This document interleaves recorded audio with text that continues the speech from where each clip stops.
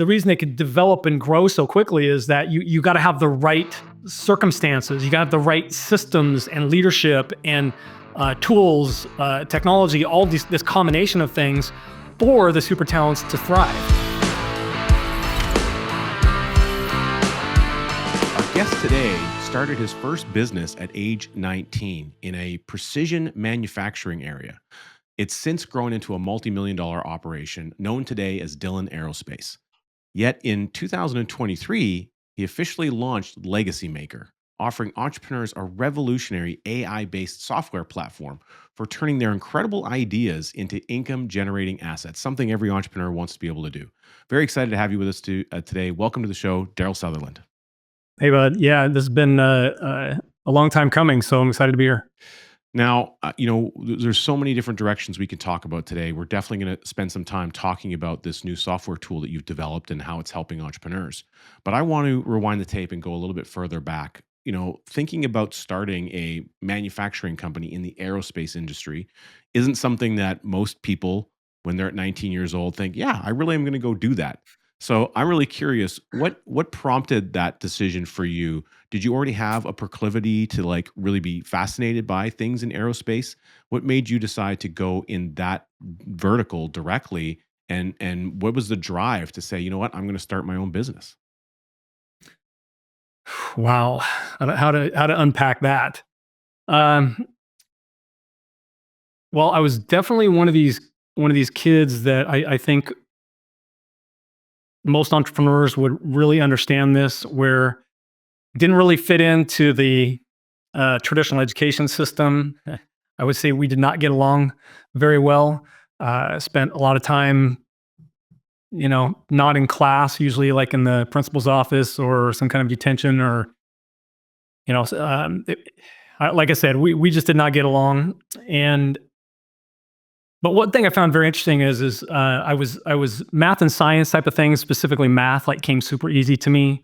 I could just see anything that was formulaic would come very fast and easy. And my dad was a craftsman. He told me, when I was very young, that if you were to learn a highly demanded skill in the trades, that you'll at least always be able to feed your family. Hmm. And I thought that was like some of the greatest advice. And I like building things. He had basically a woodworking shop at our home. He built a little shop, and that was pretty awesome for a period of time. He was never a guy that would sit and teach me anything. You'd have to basically just sit there and shut your mouth, or else you'd be kicked out of the room. And I was one of these kids that was just deep curiosity and inquisitive and asked a lot of questions, which is a lot of the reason why the education system didn't necessarily like me, because I would constantly question authority and why we're learning this thing. And it's this idea, how would I ever use this in the real world? I mean, can you imagine as a second and third grader asking your instructor, your teacher, how would I ever use this in the real world? Yeah, I was that kid. And so manufacturing to me, it seemed to be like the easy transition. I was exposed to the metal manufacturing, if you will, instead of the woodworking side, through a friend of mine growing up. His dad had a pretty amazing machine shop in his garage, and yeah, that's how I started. My buddy was building parts. I'd ride my BMX bike over to his house, and when he was in his early teens, and he was building military parts in his garage. And I'm like, man, is this shit even legal? I didn't even know that was a thing, or you could do that. And I was just so fascinated, the ability to take, a big chunk of material and whittle it down into this precision part. And it was just so fascinating to me. And it basically consumed my life at that point. Everything I could get, every opportunity I could get. And I basically just started working in this guy's garage, at 16 years old. And that was the start of the manufacturing space for me. And by the time I was, 19 is when I, got right out of high school, and I started working in this little tool and die shop, and at the same time, I started, my little, I called it DAS Systems, and for my initials, and I basically was just doing some like basic weld and fab out of this guy's facility, and had an opportunity that came up. We were building some production ground support work for Boeing, and this tooling work, and it wasn't flight critical stuff. And basically the welder that we were using had some issues, and they couldn't do the work. And so the guy that owned the company was all up in arms, like, "Man, we got this job to get done, and we don't have a welder." And I was like, "Well, I can weld." And I didn't have any idea what I was getting myself into, because this was like precision welding, not like stick welding. Throw a blob on burning two pieces of material together.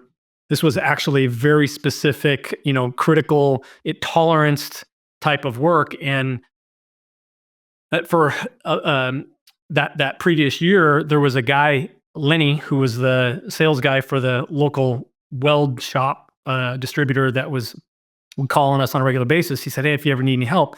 So I called up Lenny, and I was like, "Man, I just stepped in this one, man. I have a potential opportunity here to do some weld work, but I have no idea, what any of this stuff means. Can you help?" And he's like, "For sure. We have a welding, kind of a demo type / class." And so I ended up going to this thing. He told me the gear I needed to buy for this specific job. And, just became just we didn't know him at the time, but we call him mentors now, right? Or a coach. And he was just a guy that, he wanted to sell, but he was so deep into the welding world of truly supporting his customers, that he held my hand through this whole project. And I was able to, buy my first piece of equipment, which was this welding machine, a very special welding machine that could do wire feed MIG in steel and aluminum. And so anyways, I ended up getting this job. I set up a little production facility at this guy's shop. And, that became the very first professional, fab job I ever did. And that evolved and just keep evolving. And I would pick up these little customers here and there of building, aftermarket products, everything from, well, we can't do it anymore, but like gun parts to, safely, gun parts to paintball to ultralight aircraft. Anything you can think of that was some kind of precision metallic work. I was doing all these side jobs, and that side business just kept rolling and rolling, and eventually it replaced my main income.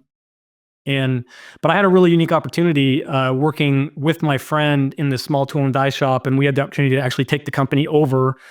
He offered me to be a partner in that deal, and I counseled with a bunch of people, and they were like, "Yeah, partnerships with friends don't work so well." And so we opted to not do that. And I just had a really unique opportunity to work inside a turnkey facility that had all this equipment and beginnings of automation.